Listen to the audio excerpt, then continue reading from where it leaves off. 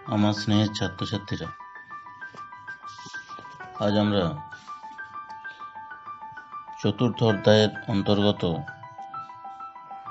1857 খ্রিস্টাব্দের মহাবিদ্রোহের প্রকৃতি বা চরিত্র সম্পর্কে আলোচনা করব।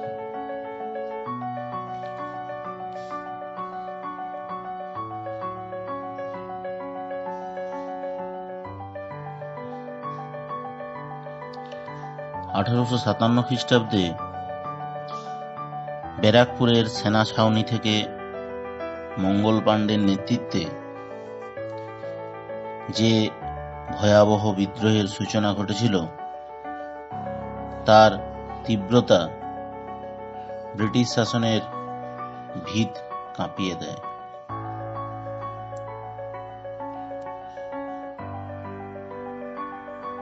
এই বিদ্রোহের প্রকৃতি বা চরিত্র বিশ্লেষণ করতে গিয়ে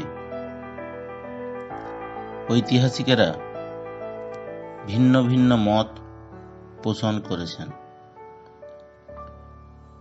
কারো কারো মতে এটি ছিল নিছকই একটি সিপাহী বিদ্রোহ, আবার কেউ কেউ এই বিদ্রোহকে সামন্ত বিদ্রোহ বলে বর্ণনা করার চেষ্টা করেছেন। আবার অনেকের মতে এটি ছিল জাতীয় বিদ্রোহ। আবার কোন কোন ঐতিহাসিক এই বিদ্রোহকে গণবিদ্রোহ বলেছেন। অনেকের মতে এটি স্বাধীনতার প্রথম সংগ্রাম। প্রথমেই আমরা সিপাহী বিদ্রোহ যে মত সে সম্পর্কে আলোচনা করব। ঐতিহাসিক জন লরেন্স ম্যালেসন, দাদাভাই নৌরোজি, হরিশ্চন্দ্র মুখোপাধ্যায়, অক্ষয় কুমার দত্ত প্রমুখ এই বিদ্রোহকে নিছক সিপাহী বিদ্রোহ বলে অভিহিত করেছেন। তাদের মতে কেবল সিপাহী ও স্বার্থান্বেষী ব্যক্তিরাই এই বিদ্রোহে যোগ দিয়েছিলেন। কিশোরীচাঁদ মিত্রের মতে এই বিদ্রোহ ছিল একান্তভাবেই সিপাহীদের অভ্যুত্থান, সামন্ত বিদ্রোহ।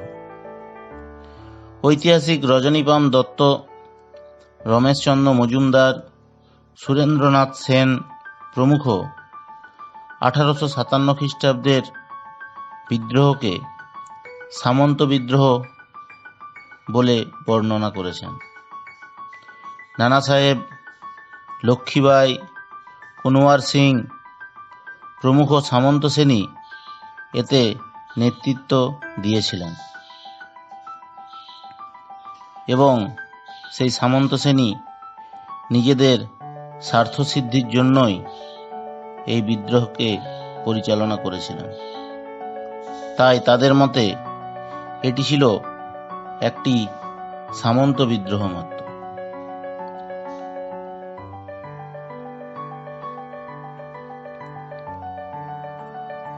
রমেশচন্দ্র মজুমদারের মতে এই বিদ্রোহ ছিল ক্ষয়িষ্ণু, অভিজাত ও মৃতপ্রায় সামন্ত শ্রেণীর মৃত্যুকালীন আর্তনাদ,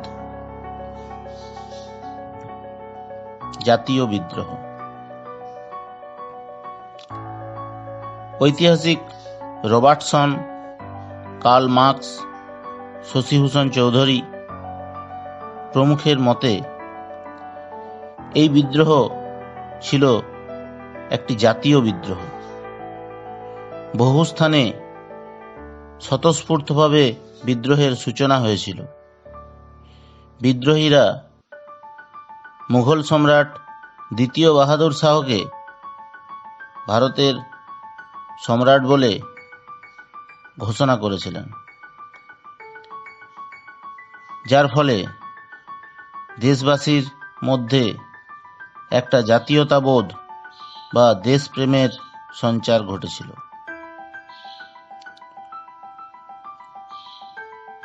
গণবিদ্রোহ।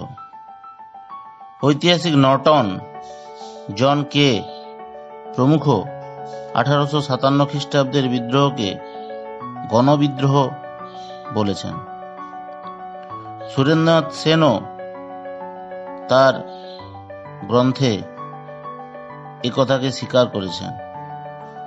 বিহার, পাঞ্জাব, বাংলার বিস্তীর্ণ অঞ্চলে কৃষক, শ্রমিক, কারিগর শ্রেণীর সাধারণ মানুষ স্বেচ্ছায় এই বিদ্রোহে যোগদান করেছিল, যার ফলে এটি গণবিদ্রোহে পরিণত হয়। স্বাধীনতার প্রথম সংগ্রাম। বিপ্লবী বিনায়ক দামোদর সাভারকর 1857 খ্রিস্টাব্দের এই বিদ্রোহকে ভারতের প্রথম স্বাধীনতার যুদ্ধ বলে বর্ণনা করেছেন। ব্রিটিশ বিরোধী এত ব্যাপক ও ভয়াবহ আন্দোলন এর আগে ভারতবর্ষে পরিচালিত হয়নি। জাতীয়তাবাদী ঐতিহাসিকেরা এই মতকে সমর্থন করেছেন।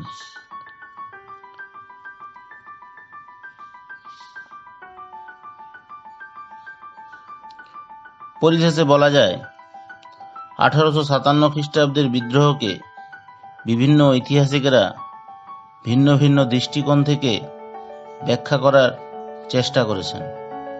ডক্টর রমেশচন্দ্র মজুমদারের মতে এই বিদ্রোহ সর্বস্তরে ছড়িয়ে পড়েনি, সকল শ্রেণীর মানুষ এতে অংশগ্রহণও করেনি। আবার এটা প্রথম স্বাধীনতার যুদ্ধ এমন বলাটাও যুক্তিযুক্ত হবে না। তার মতে, the so called first national war of independence in 1857 is neither first nor national nor a war of independence। অর্থাৎ 1857 খ্রিস্টাব্দের তথাকথিত প্রথম জাতীয় স্বাধীনতা সংগ্রাম না প্রথম, না জাতীয়, না স্বাধীনতা সংগ্রাম।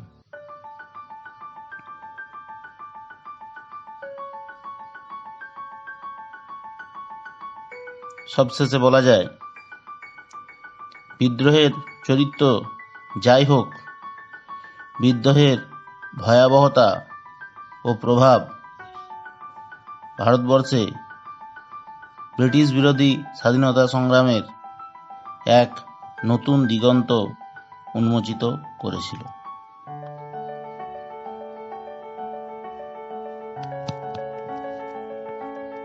সকলকে ধন্যবাদ।